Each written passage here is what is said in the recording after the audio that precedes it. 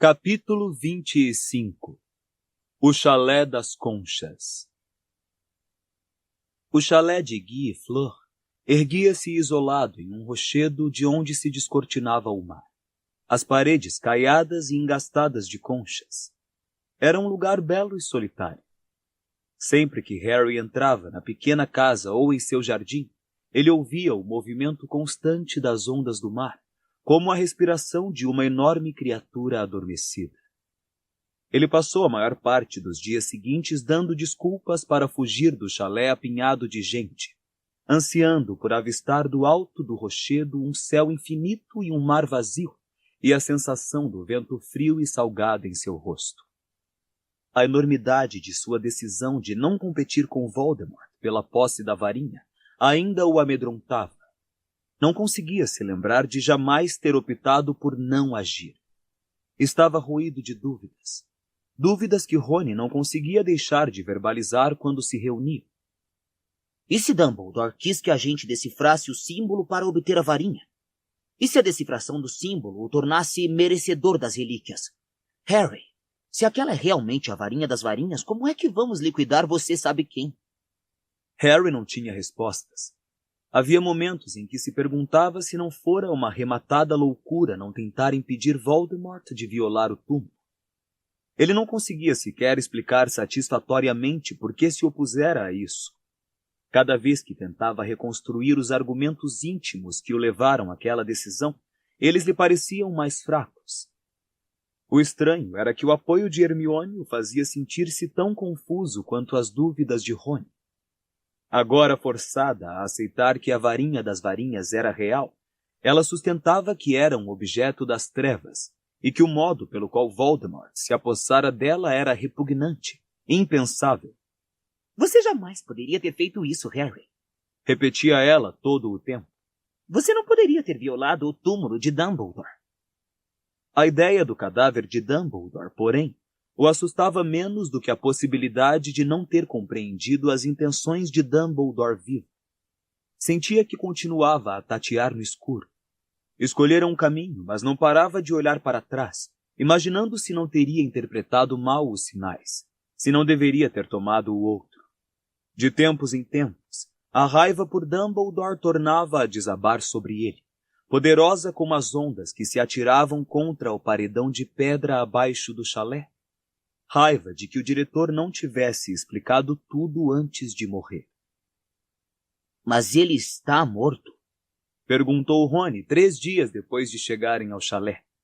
Harry estivera contemplando o muro que separava o jardim do chalé do rochedo, quando Rony e Hermione o encontraram. Desejou que não o tivessem feito, porque não queria participar da discussão dos dois. Está sim, Rony. Por favor, não recomece com isso. Examine os fatos, Hermione. Insistiu Rony falando com Harry, que estava entre os dois e que por sua vez continuava a fitar o horizonte. A corça prateada, a espada, o olho que Harry viu no espelho. Harry admite que poderia ter imaginado o olho, não é, Harry? Poderia, confirmou Harry sem olhar para a amiga. Mas você não acha que tenha, não é? Perguntou Rony. Não. Tá aí. Concluiu Rony rapidamente antes que Hermione pudesse prosseguir. Se não foi Dumbledore, explique como Dobby soube que estávamos no porão, Hermione. Não posso. Mas você pode explicar como Dumbledore nos mandou Dobby se estava em um túmulo em Hogwarts? Não sei, poderia ter sido o fantasma dele. Dumbledore não voltaria como fantasma, disse Harry. Agora havia pouca coisa sobre Dumbledore de que ele tivesse certeza, mas isto ele sabia. Ele teria prosseguido. O que quer dizer com esse prosseguido? Perguntou Rony, mas antes que Harry pudesse dizer alguma coisa, uma voz chamou-o às costas. Harry! Fleur saíra do chalé, seus longos cabelos prateados esvoaçando a brisa. Harry, Gump gostaria de falar com você. Ele está no quarto, menorzinho, e diz que não quer que eu ouça. Seu desagrado com o duende por mandá-la dar recados era evidente. Tinha um ar irritado quando voltou para casa. Grampo estava esperando, tal como Flor dissera, no menor dos 3 quartos, onde Hermione e Luna dormiam à noite. Ele fechara as cortinas de algodão vermelho para filtrar a pouca claridade do céu anuviado, o que emprestava ao quarto um tom flamejante, incompatível com o resto do chalé, claro e leve. Cheguei a uma decisão, Harry Potter, disse o duende, que estava sentado de pernas cruzadas em uma poltrona baixa, tamborilando os dedos finos nos braços do móvel. Ainda que os duendes de Gringotes considerem isso uma vil traição, decidi ajudá-lo. Que ótimo! Exclamou Harry, o alívio percorrendo-lhe o corpo. Grampo, obrigado. Estamos realmente... Mediante... continuou o duende com firmeza. Pagamento. Ligeiramente surpreso, Harry hesitou. Quanto você quer? Tenho ouro. Não em ouro. Tenho ouro. Seus olhos negros cintilaram, e neles não se viam córneas brancas. Quero a espada. A espada de Godrico Gryffindor. O ânimo de Harry despencou. Não posso lhe dar isso. Lamento. Então, disse o duende mansamente. Temos um problema. Podemos lhe dar outra coisa, disse Rony, ansioso. Aposto como os Lestrange têm um montão de coisas. Pode escolher o que quiser quando entrarmos no cofre. Acabara de dizer a coisa errada. Grampo corou encolerizado. Não sou ladrão, moleque. Não estou tentando obter tesouros a que não tenho direito. A espada é nossa. Não é, respondeu o duende. Somos da Grifinória e ela pertenceu a Godrico Gryffindor. E antes de Gryffindor, a quem ela pertenceu? Indagou o duende, aprumando-se. A ninguém, respondeu Rony. Foi fabricada para ele, não? Não! Exclamou o duende, encrespando-se e apontando um longo dedo para Rony. Outra vez a arrogância dos bruxos. Aquela espada era de Ragnarok, o primeiro, e lhe foi tomada por Godrico Gryffindor. É um tesouro perdido, uma obra-prima do artesanato dos duendes. Pertence aos duendes. A espada é o preço do meu serviço, é pegar ou largar. Grampo encarou-o zangado. Harry olhou para os amigos e disse: Precisamos discutir os seus termos, Grampo, se concordar. Pode nos dar uns minutos? O duende assentiu, de cara azeda. Embaixo, na sala de estar vazia, Harry encaminhou-se para a lareira, a testa franzida, tentando pensar no que fazer. Às suas costas, Rony comentou: Ele está brincando. Não podemos lhe entregar a espada. É verdade? Perguntou Harry a Hermione. A espada foi roubada por Gryffindor? Não sei, disse ela, desanimada. A história dos bruxos com frequência passa por cima do que fizemos a outras raças mágicas, mas nunca li que Gryffindor tivesse roubado a espada. Deve ser uma dessas histórias de duendes, disse Rony, que contam que os bruxos vivem querendo passá-los para trás. Suponho que devemos nos dar por felizes que ele não tenha pedido uma de nossas varinhas. Os duendes têm boas razões para não gostar dos bruxos, Rony, lembrou Hermione. Foram tratados com brutalidade no passado. Mas os duendes não são exatamente coelhinhos fofinhos, não é? Contrapôs Rony. Mataram muitos de nós. E também lutaram deslealmente. Mas discutir com Grampo qual é a raça mais desleal e violenta não vai animá-lo a nos ajudar, não é? Houve uma pausa, durante a qual os garotos tentaram pensar em uma forma de contornar o problema. Pela janela, Harry olhou para a sepultura de Dobby. Luna estava arrumando limônios em um pote de geleia ao lado da lápide. Ok, disse Rony, e Harry se virou para ele. Que acha disso? Dizemos a Grampo que precisamos da espada até entrarmos no cofre, e depois será dele. Tem uma duplicata lá dentro, não é? Trocamos as duas e lhe entregamos a falsa. Rony, ele saberia a diferença melhor do que nós, objetou Hermione. Ele foi o único que percebeu que tinha havido uma troca. Mas poderíamos dar no pé antes que ele percebesse. Ele se intimidou ante o olhar que Hermione lhe lançou. Isso, disse ela baixinho, é desprezível. Pedir a ajuda dele e depois traí-lo. E você se pergunta por que os duendes não gostam dos bruxos, Rony? As orelhas de Rony ficaram vermelhas. Tá, foi a única coisa que consegui pensar. E qual é a sua solução? Precisamos lhe oferecer outra coisa tão valiosa quanto a espada. Genial! Vou arranjar uma das nossas outras espadas antigas fundidas por duendes e você poderá embrulhá-la para presente. Todos se calaram. Harry tinha certeza de que o duende só aceitaria a espada, mesmo que tivessem outro objeto igualmente valioso para lhe oferecer. Contudo, aquela espada era a arma indispensável contra as Horcruxes. Ele fechou os olhos por instantes e ficou escutando o barulho das ondas. A ideia de que Gryffindor pudesse ter roubado a espada o desagradava. Sempre tivera orgulho de pertencer a Grifinória. Gryffindor tinha sido o campeão dos nascidos trouxas, o bruxo que entrara em conflito com os Sonserinos amantes do puro sangue. Talvez ele esteja mentindo, disse Harry, reabrindo os olhos. Grampo, talvez Gryffindor não tenha tomado a espada. Como vamos saber se a versão da história contada pelo duende é a certa? Isso faz diferença? Perguntou Hermione. Muda o meu modo de encarar o pedido. Harry inspirou profundamente. Diremos a ele que poderá ficar com a espada depois de nos ajudar a entrar naquele cofre, mas teremos a cautela de omitir exatamente quando a entregaremos. Um sorriso espalhou-se lentamente pelo rosto de Rony. Hermione, entretanto, pareceu alarmada. Harry, não podemos. Ele a terá, prosseguiu Harry, depois que a usarmos em todas as Horcruxes. Garantirei pessoalmente que ele a receba e cumprirei com a minha palavra. Mas isso poderia levar anos, protestou Hermione. Eu sei disso, mas ele não precisa saber. E não estarei mentindo, tecnicamente. Harry encarou Hermione nos olhos com uma mescla de desafio e vergonha. Lembrou-se das palavras que estavam gravadas na entrada de Nurmengar. Pelo bem maior. Afastou a ideia de sua mente. Que outra escolha tinha? Não gosto disso, falou Hermione. Também não gosto muito, admitiu Harry. Pois eu acho genial, disse Rony, levantando-se. Vamos dar a resposta a ele. De volta ao quartinho, Harry fez a oferta, tomando o cuidado de fraseá-la de modo a indefinir a data para a entrega da espada. Hermione franzia a testa de olhos no chão enquanto o amigo falava. Harry se irritou com ela, receoso de que pudesse entregar o jogo. Contudo, Grampo só tinha olhos para Harry. Tenho a sua palavra, Harry Potter, de que me dará a espada de Gryffindor se eu ajudá-lo. Tem. Então aperte aqui, disse o duende, estendendo a mão. Harry segurou-a e sacudiu-a. Ficou em dúvida se aqueles olhos negros teriam visto alguma apreensão nos seus. Então, Grampo soltou, juntou as palmas das mãos e disse: Então, comecemos.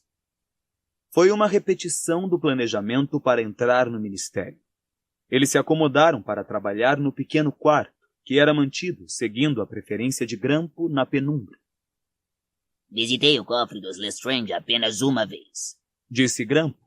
Na ocasião em que me mandaram guardar a espada falsa lá dentro. É uma das câmaras mais antigas. As famílias de bruxos mais tradicionais guardam seus tesouros no nível mais profundo, onde os cofres são maiores e mais bem protegidos. Eles permaneciam trancados no quarto, que lembrava um armário, durante horas seguidas. Lentamente os dias se alongaram em semanas. Surgia um problema atrás do outro para resolverem, dos quais o menor não era o estoque de poção polissuco estar extremamente desfalcado. Na realidade, só temos suficiente para um de nós, informou Hermione, inclinando a poção cor-de-lama contra a luz. Será suficiente, disse Harry, que estava examinando o mapa dos corredores mais profundos, desenhado à mão por Grampo. Os outros habitantes do Chalé das Conchas não poderiam deixar de notar que alguma coisa estava acontecendo, agora que Harry, Rony e Hermione só apareciam à hora das refeições. Ninguém fazia perguntas, embora Harry sentisse com frequência o olhar de Guy sobre os três à mesa, pensativo e preocupado. Quanto mais tempo passavam juntos, tanto mais Harry tomava consciência de que não gostava muito do duende. Grampo se mostrava inesperadamente sedento de sangue, ria da ideia de infligir dor a criaturas inferiores e parecia antegozar a possibilidade de que pudesse inferir outros bruxos para chegar ao cofre dos Lestrange. Harry percebia que o seu desagrado era compartilhado pelos outros dois, mas não o discutiam. Precisavam de Grampo. O duende só comia com os demais de má vontade. Mesmo depois de suas pernas estarem curadas, ele continuou a pedir que levassem a comida em bandeja ao seu quarto, como faziam para o ainda frágil Olivares, até que Guy, após uma explosão de raiva de Flor, subiu para lhe dizer que o esquema não poderia continuar. A partir de então, Grampus se reunia a todos na mesa lotada, embora se recusasse a comer a mesma comida, insistindo em se alimentar de pedaços de carne crua e cogumelos variados. Harry se sentia responsável. Afinal, ele insistira que o duende permanecesse no chalé das Conchas para poder interrogá-lo. Era sua culpa que toda a família Weasley tivesse sido obrigada a entrar na clandestinidade, que Guy, Fred, George e o Sr. Weasley não pudessem mais trabalhar. Lamento muito, disse Harry a Flor em uma tempestuosa noite de abril quando a ajudava a preparar o jantar. Nunca pretendi que vocês tivessem que enfrentar tudo isso. Ela acabara de separar algumas facas para cortar bifes para Grampo e Guy, que preferia a carne sangrenta desde que fora atacado por Greyback. Enquanto as facas cortavam sozinhas as costas dela, sua expressão irritadiça se suavizou. Harry, você salvou a vida da minha irmã. Eu não me esqueci. Rigorosamente falando, isso não era verdade, mas Harry decidiu não lhe lembrar que Gabrielle jamais correra real perigo. De qualquer forma, continuou Flor, apontando a varinha para uma panela de molho em cima do fogão, que começou imediatamente a borbulhar. O Sr. Oliveira vai partir para a casa de Muriel hoje à noite. Isso vai facilitar um pouco. O duende Ela franziu as sobrancelhas ao mencioná-lo. pode se mudar para baixo e você, Rony e Dino podem ficar com aquele quarto. Não nos importamos de dormir na sala de visitas, disse Harry, que sabia que Grampo encararia com desagrado a ideia de dormir no sofá. Manter o duende feliz era essencial para os seus planos. Não se preocupe conosco. E quando ela tentou protestar, acrescentou. Logo vocês estarão livres de nós também, de mim, Rony e Hermione. Não precisaremos demorar muito mais tempo aqui. O que quer dizer? Perguntou ela, franzindo o senho, a varinha que apontava para o prato de forno agora suspensa no ar. Claro que vocês não devem ir embora.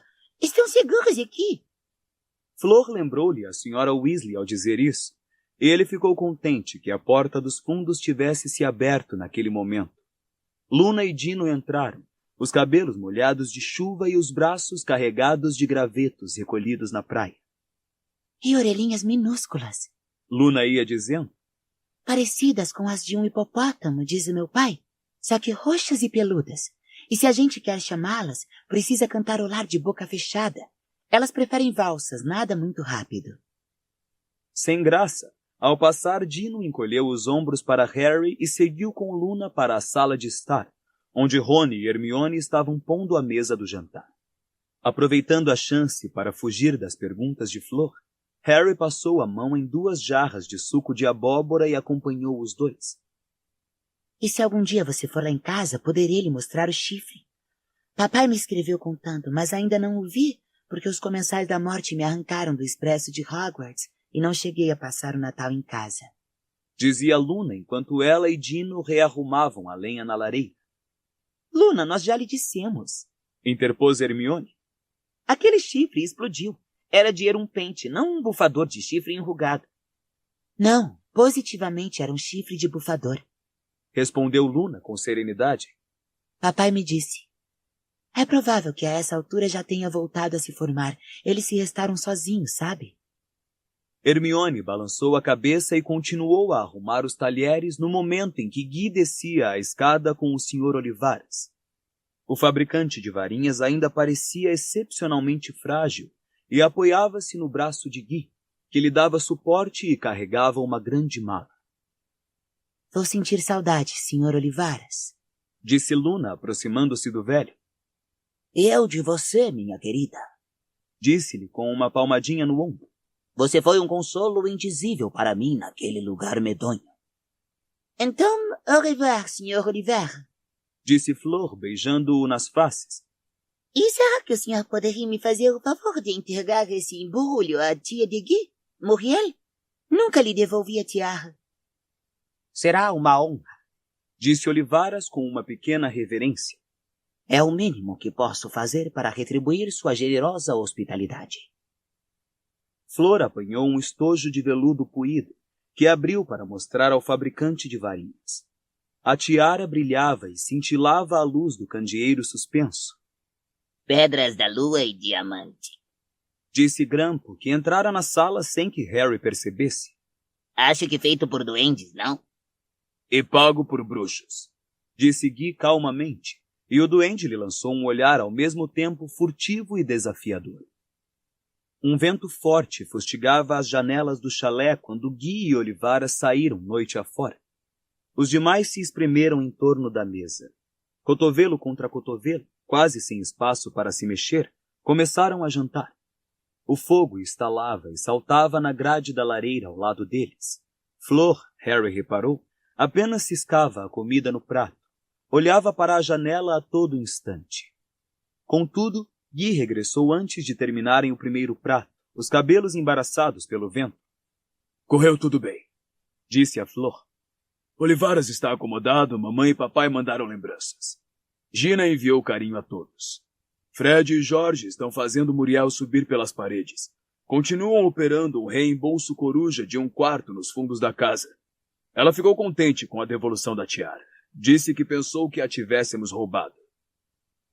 Ela é charmante, a sua tia, Comentou Flor indignada, acenando com a varinha e fazendo os pratos servidos se erguerem da mesa e formarem uma pilha no ar. Depois recolheu-os e saiu da sala. Papai fez uma tiara para mim. Falou Luna. Na realidade, foi mais uma coroa. Rony surpreendeu o olhar de Harry e sorriu. Harry sabia que o amigo estava se lembrando daquele ridículo toucado que tinham visto na visita a Xenofilho. Ele está tentando recriar o diadema perdido de Ravenclaw. Acha que já identificou a maioria dos elementos principais. Acrescentar as asas do gira-gira realmente fez diferença. Ouviram, então, uma batida na porta da frente. Todas as cabeças se voltaram para o ruído. Flor veio correndo da cozinha com um ar assustado. Guy levantou-se de um salto, a varinha apontando para a porta. Harry, Rony e Hermione o imitaram. Silenciosamente, Grampo escorregou para baixo da mesa, se escondendo. — Quem é? — perguntou Guy. — Sou eu, Remo João Lupin — respondeu uma voz sobrepondo-se ao uivo do vento. Harry sentiu um tremor de medo. Que acontecera? — Sou um lobisomem, casado com Ninfadora Tonks, e você, o fiel do segredo do Chalé das Conchas, me informou o endereço e me pediu para vir se houvesse uma emergência. — Lupin! Murmurou Guy, e correndo à porta abriu. Lupin desabou na soleira. Estava muito pálido, envolto em uma capa de viagem, seus cabelos grisalhos despenteados pela ventania. Ele se ergueu, correu o olhar pela sala, verificando quem estava presente, então gritou. — É o menino! Demos a ele o nome de Ted em homenagem ao pai de Dora. Hermione deu um gritinho. — Quê? Tonks teve o bebê? Teve o bebê! Gritou Lupin. Em volta da mesa ouviram-se gritos de alegria, suspiros de alívio. Hermione e Flor guincharam. Parabéns! Parabéns! E Rony exclamou. Caramba, um menino! Como se nunca tivesse ouvido falar em tal coisa antes. Um menino. Repetiu Lupin, que parecia atordoado com a própria felicidade. E contornando a mesa, abraçou Harry. A cena no porão do Largo Grimmauld parecia jamais ter acontecido. — Você será o padrinho? — perguntou ao soltar o garoto. — Eu? — gaguejou Harry.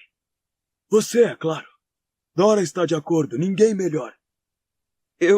— Caramba! Harry se sentiu orgulhoso, espantado, encantado. Agora Guy corria a buscar vinho e Flor convencia Lupin a tomar uma taça com eles. — Não posso me demorar, preciso voltar, disse Lupin sorrindo para todos. Parecia mais jovem do que Harry jamais o vira. — Obrigado, Guy. Logo Guy enchera as taças. Todos se levantaram e as ergueram num brinde. — A Teri Remo Lupin, disse o pai. Um futuro grande bruxo. Com quem ele parece? Indagou Flor.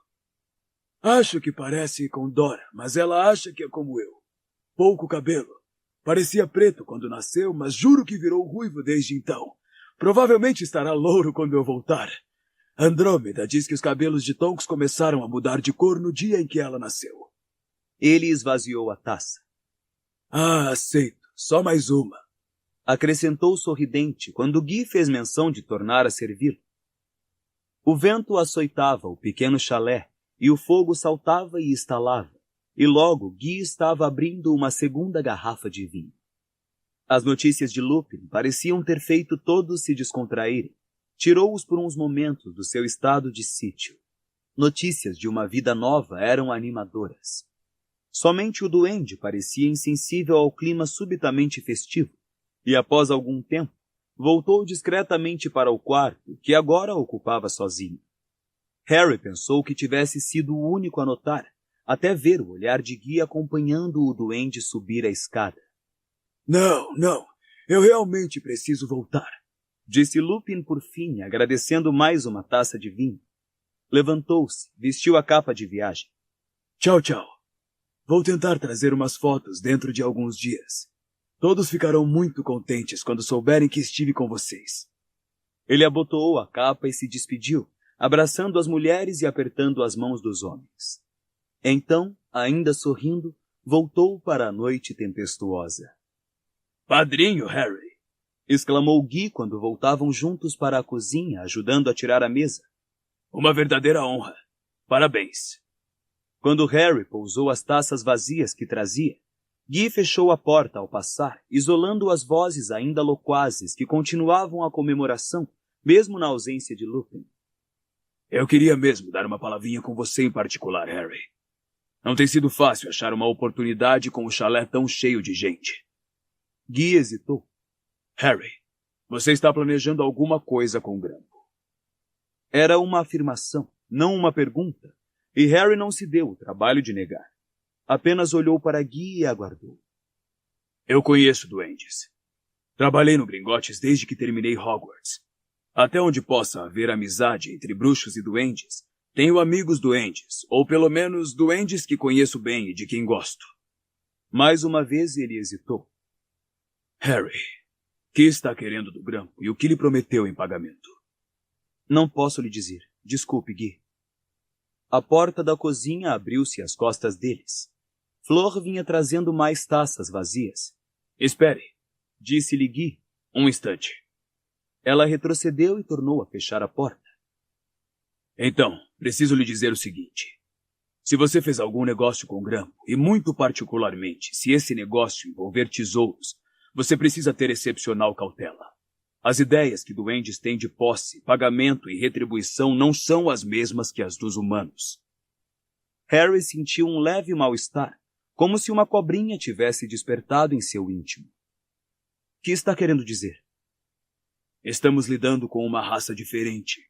Os negócios entre bruxos e duendes há séculos têm sido desgastantes, mas você aprendeu isso em História da Magia. Tem havido erros de ambas as partes. Eu jamais diria que os bruxos foram inocentes. Entretanto, há uma crença entre os duendes, e os de Gringotts são mais influenciados por ela, de que não se pode confiar nos bruxos em questões de ouro e tesouros, de que eles não respeitam o direito de propriedade dos duendes. Eu respeito, começou Harry, mas Guy balançou a cabeça. Você não está entendendo, Harry. Ninguém poderia entender a não ser que tenha convivido com duendes. Para um duende, o dono verdadeiro e legítimo de qualquer objeto é quem o fabricou, e não quem o comprou. Todos os objetos feitos por duendes são, aos olhos dos duendes, legitimamente deles. Mas se tiver sido comprado? Então eles o considerariam arrendado à pessoa que desembolsou o dinheiro. Eles têm, entretanto, grande dificuldade em compreender que objetos feitos por duendes passem de bruxo para bruxo. Você notou a expressão de Grampo quando bateu os olhos na tiara. Ele não aprovou isso. Acredito que pense, como os mais radicais de sua espécie, que o objeto deveria ser restituído aos duendes quando o comprador original morresse. Eles consideram o nosso costume de guardar objetos feitos por duendes e passá-los de bruxo para bruxo sem novo pagamento praticamente um roubo. Harry teve uma sensação agourenta. Ficou imaginando se Guy teria adivinhado mais do que estava demonstrando. O que estou dizendo? Continuou ele, pondo a mão na porta que dava para a sala de estar. É para que tenha muito cuidado com o que prometer a duendes, Harry. Seria menos perigoso arrombar o Gringotts do que renegar uma promessa a um duende. Certo, disse Harry quando Guy abriu a porta. Obrigado, não me esquecerei disso. Quando seguiu Guy para se reunir aos outros, ocorreu a Harry um pensamento esquisito, inspirado certamente pelo vinho que bebera. Parecia que estava em vias de se tornar um padrinho tão inconsequente para Terry Lupin quanto Sirius Black fora para ele.